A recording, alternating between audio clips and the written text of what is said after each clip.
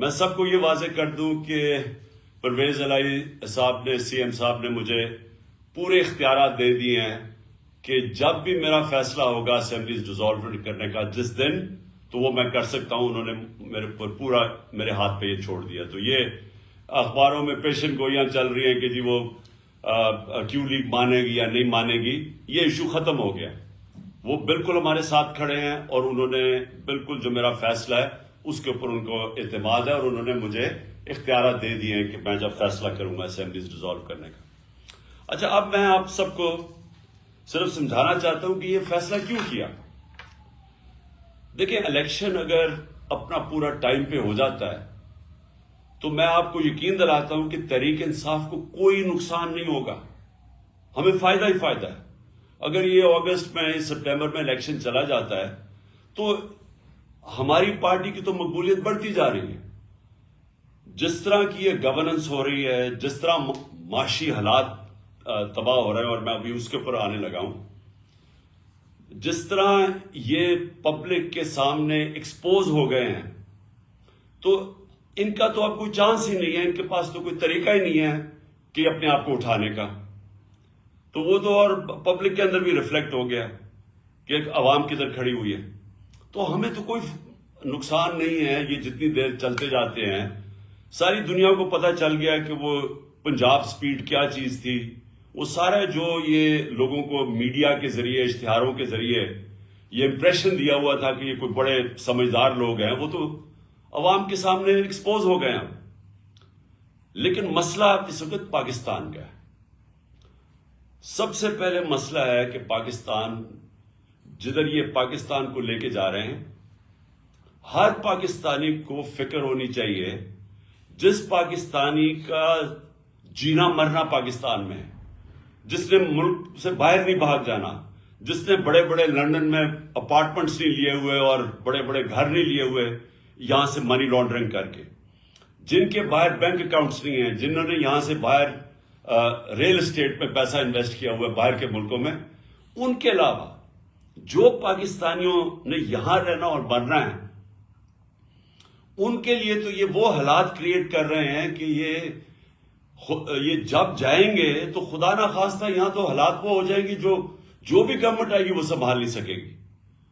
میں آپ کو صرف اکانومی کے اوپر موٹی موٹی بات کرتا ہوں. پہلی چیز یہ ہے کہ ہمارا مسئلہ یہ ہے کہ انہوں نے جو 4 گنا زیادہ پاکستان کے قرضے بڑھائے تھے 2008 اور 2018 کے بیچ میں, یہ جو چھوڑ کے گئے تھے 4 گنا زیادہ 10 سال میں قرضے بڑھے تھے. یہ سمجھ جائیں کہ 60 سالوں کے اندر پاکستان کا 6,000 ارب روپے ٹوٹل قرضہ تھا اور 2008 میں, اور 2018 کے اندر وہ پہنچ گیا تھا 30,000 ارب روپیہ, 30 ٹریلین روپیہ. تو 4 گنا ہمارا قرضہ بڑھا, اور جب قرضہ بڑھا تو اس کے اوپر اب ہمیں سود دینا پڑتا ہے.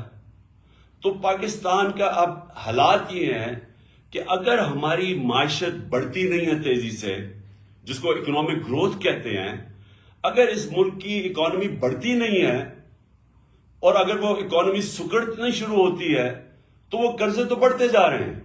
تو ہم نے قرضہ واپس کیسے کرنا ہے؟ یہ ایسی ہے کہ گھر کے اوپر اگر قرضہ چڑھا ہو, اب وہ گھر کیسے وہ قرضہ واپس کرے گا؟ آمدنی بڑھائے گا, آمدنی بڑھائے گا تو وہ قرضے واپس کرے گا. اگر گھر کی آمدنی گرنی شروع ہو جائے تو قرضے تو وہی کہ وہاں سود لگتا جائے گا, قرضے بڑھتے جائیں گے. پاکستان کا مسئلہ یہ ہے کہ ہمارے اوپر جو قرضے چڑھے ہوئے ہیں, ہم نے قرضے کی قسطیں ادا کرنی ہے, اور اگر ہماری آمدنی نہیں بڑھتی تو وہ قسطیں ہماری کیپیسٹی آمدنی قسط واپس کرنے کے لیے وہ کم ہوتی جائیں گی. تو نمبر 1 مسئلہ اب اس وقت ملک کا کیا آ رہا ہے کہ جو ہم نے اپنے دور میں ریکارڈ ایکسپورٹس بڑھائی تھی, ریکارڈ ریمیٹنسز تھی, آئی ٹی کو ہم تیزی سے اوپر لے کے جا رہے تھے, جو کہ مستقبل ہے. ٹیکنالوجی تو مستقبل ہے نا دنیا کا, سب سے زیادہ پیسہ تو اب ٹیکنالوجی میں آتا ہے, آئی ٹی کے اندر.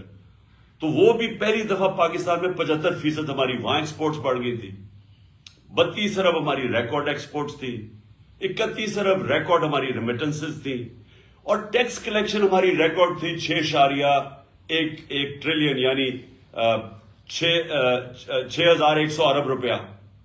تو ہر طرح ہم آمدنی بڑھاتے جا رہے تھے اور اس سے ہم نے اپنی قسطیں دینے کا ہماری کیپیسٹی بڑھتی جا رہی تھی. اور انشاءاللہ اگر ہمیں آگے بھی موقع ملے تو ہم نے کیسے مقابلہ کرنا ہے؟ اپنی آمدنی بڑھا کے. جو 6% گروتھ ریٹ تھی ہماری چوتھے سال اور 5.7% گروتھ ریٹ تھی تیسرے سال کرونا کے باوجود، یہ 17 سال میں سب سے زیادہ گروتھ ریٹ تھی پاکستان کی. تو جب گروتھ ریٹ بڑھتی ہے تو آپ کے پاس پیسہ ہوتا ہے قرضے واپس کرنے میں. اور جو ہماری یہ بھی یاد رکھ لیں کہ 17 سال میں سب سے زیادہ زراعت کے اندر ہماری گروتھ ہوئی تھی 4.5%. یہ 17 سال کے بعد تھی. تو آمدنی تو ہماری بڑھتی جا رہی تھی. انہوں نے کیا کیا آتے ساتھ؟ انہوں نے آتے ساتھ ہی پہلے تو جیسے انہوں نے آتے ساتھ فیصلے کیے، مارکیٹس کے اندر پینک پھیل گئی. مارکیٹس نے وہ بڑی تیزی سے دیکھتی ہیں کہ ان کے پاس تو کوئی پلان ہی نہیں لے کے آئے، ان کے پاس تو کوئی پلان ہی نہیں ہے کہ پیسے واپس کیسے کرنے ہیں. اور جیسے یہ ہوا ہماری وہ گرنی شروع ہو گئی، ہماری مارکیٹ کے اندر روپیہ گرنا شروع ہو گیا اور مارکیٹس پیچھے ہٹنا شروع ہو گئی. اور یہ میں نے پہلے 1 جون کو انٹرویو دیا تھا اس کو سمیع ابراہیم کو، جس میں نے کہا تھا کہ کیونکہ ان کے پاس اب پلان نہیں ہے، مجھے خطرہ یہ ہے کہ یہ ملک کو ادھر لے کے جا رہے ہیں کہ اگر اکانومی سکڑنی شروع ہو گئی تو ہم اپنے قرضے واپس نہیں کر سکیں گے. اور میں نے تب پریڈکٹ کیا تھا، یہ آپ سے تقریباً آپ سوچتے 6 مہینے پہلے، کہ یہ جس طرح جا رہے ہیں یہ ملک کو ڈیفالٹ کی طرف لے کے جا رہے ہیں. اور ڈیفالٹ کا آپ اندازہ نہیں لگا سکتے کہ خدا نہ خواستہ ہم ڈیفالٹ کر جائیں تو ملک ادھر پیچھے چلا جائے گا. اور اگر کسی نے بیل آؤٹ بھی کرنا ہوا تو پاکستان کا جو سیکیورٹی ہے، نیشنل سیکیورٹی، وہ خطرے میں چلی جائے گی. تو بڑا انہوں نے شور مچایا کہ جی دیکھیں عمران خان کو غدار مجھے کہہ دیا اور اسمبلیوں میں بڑا شور مچایا.